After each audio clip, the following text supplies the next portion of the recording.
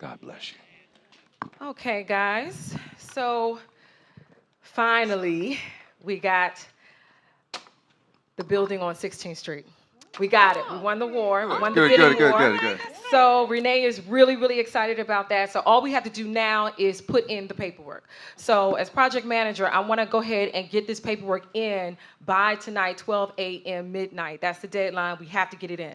So let me get your stuff. As interior designer, what do you have that we need to get to her so I can explain to her what we have? So these are the final swatches. Okay, so these are the swatches. Oh, these are nice. Yes. Okay. Here are the cabinets that I picked out. Oh, wonderful. So wait, Nice so is color. this how all the apartments going to look? Yes. Okay, this is the layout, but each of the rooms will have, each of the apartments will have their Will have their different own, look. yeah, their own Okay, different this is color. nice. Yeah, This those is are really nice. This Those is are really really nice. nice. What about construction? How's that going? I see you got my email. I had to make some adjustments to the specs. What do you mean adjustments? Well, you know, we talked about those spiral staircase. Yeah, So we were able to do it. Yes.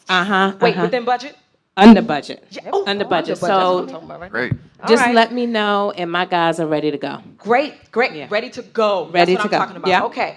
Electrical work. How are we doing with that? We got the people working, and they've Okay. done the electrical wiring, and Okay. everything looks fine. All right. So And I have my people ready to go. Ready to go? Complete everything. Ready to go. Good, For good. Monday. So, all I want to ask is, has the project been submitted to the county department to make sure everything's under code? Oh, yeah, we got to get that inspected. We can't inspection. move forward without that. Oh wow. Okay, I forgot to call. Okay, I dropped the ball on that. Okay, wait a minute. Okay? If we call the county now, trying to put this paperwork in tonight, that's going to hold us up. Yeah, but we have to do it on the front end so we won't But get how burned long on the will it back take? end. If we call the county now, it's no telling how long it's going to be before we can start this project. It's supposed to be done It could take a starting few on weeks Monday. minimum. Or a month, maybe a month. But we don't want to go in there, start doing the work, and then they come in and we have to tear it down. Right. That's a We lot don't of want to go in money blindly, and no. time. I can't tell Yeah. Renee. I told her that everything was going to be done by Monday. We were. All right. All right. Thanks, guys. Thanks for your. Okay. What I'm going to do is I'm going to call Renee and see what she thinks, and then I'll give you the update. Then. We can Thanks, go from guys. there. Thanks for All your right, help. let us know. Oh my God. Oh my God. All right, let me just call Renee. Drop the ball. Tag on it. Renee, pick up, pick up. Her phone must be broke again. Okay. All right, I don't know what to do. All right, you know what? The paperwork's got to go in. I know she wants this project to go forward, so I'm gonna just make the decision and put the paperwork in, and we'll have to deal with this inspection stuff later. All right.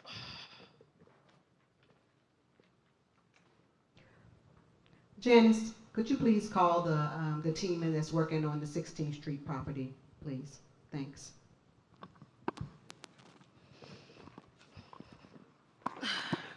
Hey, Renee, what's going on? You called us in? Yeah. Hey, Renee. Hi, Renee. Hey. Hey, look, guys. I got a call from the county that said that we had to stop work on the 16th Street property. What? Yes. Uh-oh, why? We didn't get the inspection done. The But inspection. we talked about We that did talk in the about meeting, submitting it, yeah. yeah. Work should have been in. Yeah, exactly. Whose And you did responsibility that, was right? it? Well, okay. We did talk about it in our last meeting, but I knew that you wanted to get the paperwork in. So, I tried to call you, but your tried phone to was broke. call- What phone did you try to call? I tried to call you on the number that you gave me, but the phone was broke. Okay. You weren't in your office. Nobody was here but me. So I Okay. knew that you wanted to get this project done. So I went ahead and put the paperwork in. Okay, don't you know that I have a secretary? My office is down the hall. Right. You could have emailed me to let me know that you need to speak with me. So you made an executive decision without talking to me, right? So I guess that was the missing piece.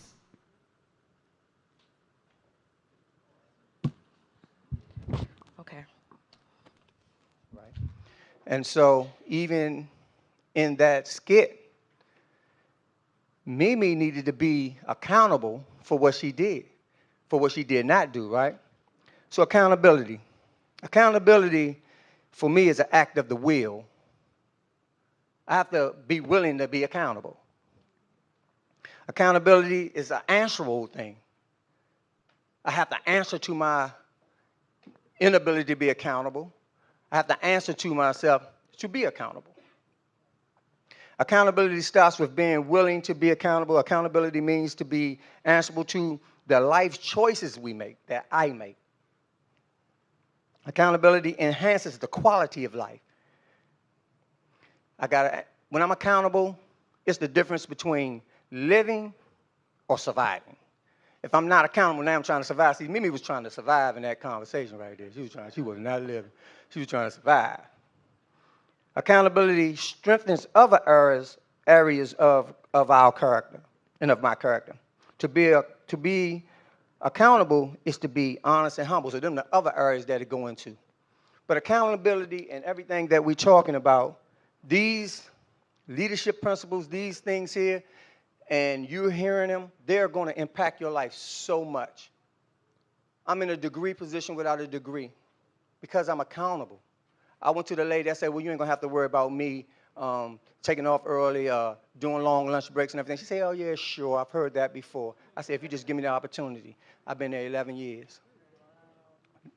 I'm saying this because this here, I make mistakes all day long. And these people that work in, these ladies in here, and they know that they had to pull me up and talk to me and everything, they know. But this is a lifestyle. So if you hear, God is trying to give you the tools you need to make your marriage better, make your relationships better and everything. But you got to be willing. You got to be willing to listen. And then you got to be willing to apply. From the lessons all the way down to the mission, vision, all that. If it ain't applicable to you personally, change your lives from the inside out. Start with us as individuals. I'm excited because, as has been stated before, this is long overdue. And I'm so appreciative. And one of the things that I'm really happy about is that when I look at you all and I see your faces, you know, I see a bunch of good people. I see a bunch of people who have pure hearts, because there was sometimes, you know, I've been in this ministry. I came here when I was what? When we come, I think I was 24. I'm 48 now. No, 49. Yeah. No, I'm 48. 48, yeah, I'm 48. Hey, man, you know, I play football, man. I mean, you know how I get. 48. But I've seen a lot. You know. But when I see you and I talk to you, Professor Pitts, I don't see no game. You follow me? When I see Mimi, you know, and her flowing, I mean, that's what teamwork is, right? And so that's why I'm excited. But let me just read this real quick, and I'm not going to take long at all. But I just got this when I was just sitting down there. It's in Revelation, and this is when I think about accountability. This is the first thing I think about, right? And when I talk about accountability, I'm specifically in this context talking about the ministry, okay? I'm talking about this house, all right? I'm not talking about necessarily your job, all right? Even though it will impact your job, I'm talking about this house and what's going to benefit us, you know, as a body of believers. That's what I'm talking about, okay? And so it says in Revelation, I'll start at chapter 10. This is John's vision of Christ. It says, on the Lord's day, I was in the spirit, and I heard behind me a loud voice like a trumpet, which said, and then Christ is talking, and this is Christ talking. It says, write on the scroll what you see and send it to the 7 churches. Say church. Right? So this is Christ talking. So now it says, this goes back to John. It says, I turned around to see the voice that was speaking to me, and when I turned, I saw 7 golden lampstands. And among the lampstands was someone like a son of man, dressed in a robe, reaching down to his feet, and with a golden sash around his chest. So now he's talking about Christ. He's describing Jesus Christ. He's describing what he saw.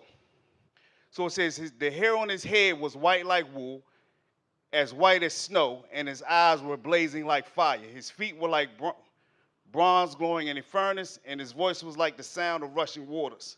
In his right hand he held the 7 stars. Coming out of his mouth was a sharp double-edged sword. His face was like the sun, shining in all its brilliance. When I saw him, I fell at his feet as though dead. Verse 17. Then he placed his right hand on me. He says, do not be afraid. I am the first and the last. I am the living one. I was dead, and now look, I am alive forevermore. And I hold the keys of death and Hades. And then Christ says, write therefore what you have seen, what is now, and what will take place later. The mystery, here's what I want you to hear. The mystery of the 7 stars that you saw at my right hand and of the 7 golden lampstands is this. The 7 stars are the 7 angels. The 7 angels are either the pastors or the leaders of the church, right? Then it says the 7 stars are the angels of the 7 churches, and the 7 lampstands are the 7 churches. So if you see the context in what Christ is talking, what John is seeing is that he's seeing Christ walk through the church. And when he's walking through the church, that means that his presence is right there. He's in our midst. And so he's not just far off. He's right here observing everything that we do. So when I think about accountability, that's the first thing I think about. I think about that I'm first and foremost accountable to God, right? And so when I come here and I know that I'm accountable to God, that means that my actions have to line up a certain way because I'm answerable, as Dave said, to God, right? And so I even wrote down that definition of answerable.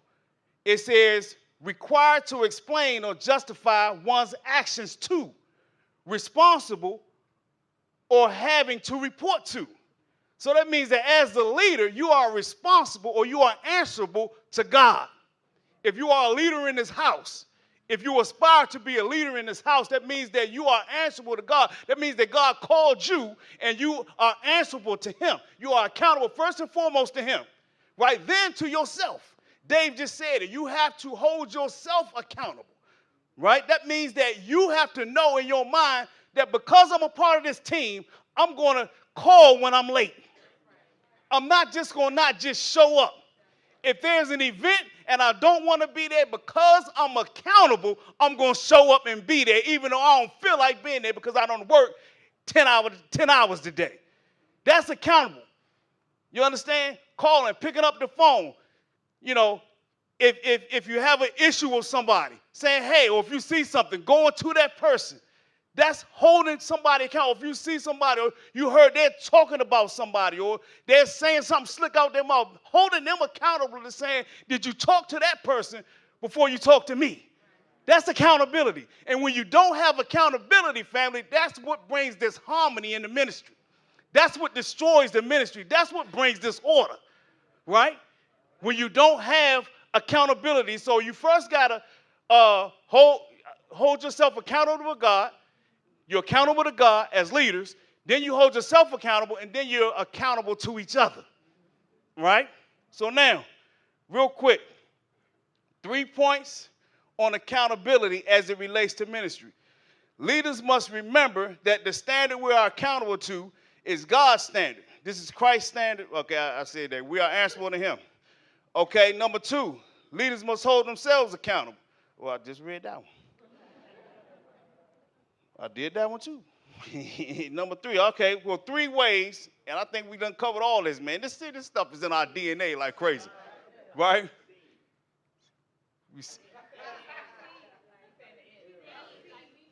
Oh, okay, I still don't know what he's saying. All right, 3 ways accountability is practiced in the ministry, and we have covered it. Like I said, it's in our DNA, right? And when Jill got up here, she said it. When Riv got up here, he said it. When Joe got up here, he said it. When Dave got up here, he said it. It's because it's in us, right? And so now I said 3 ways accountability is practiced in ministry. 1, I put communication that is clear, honest, thorough, and complete. Number 2, confrontation, addressing issues that have the potential to be destructive. And number 3, conflict, a commitment to resolve it.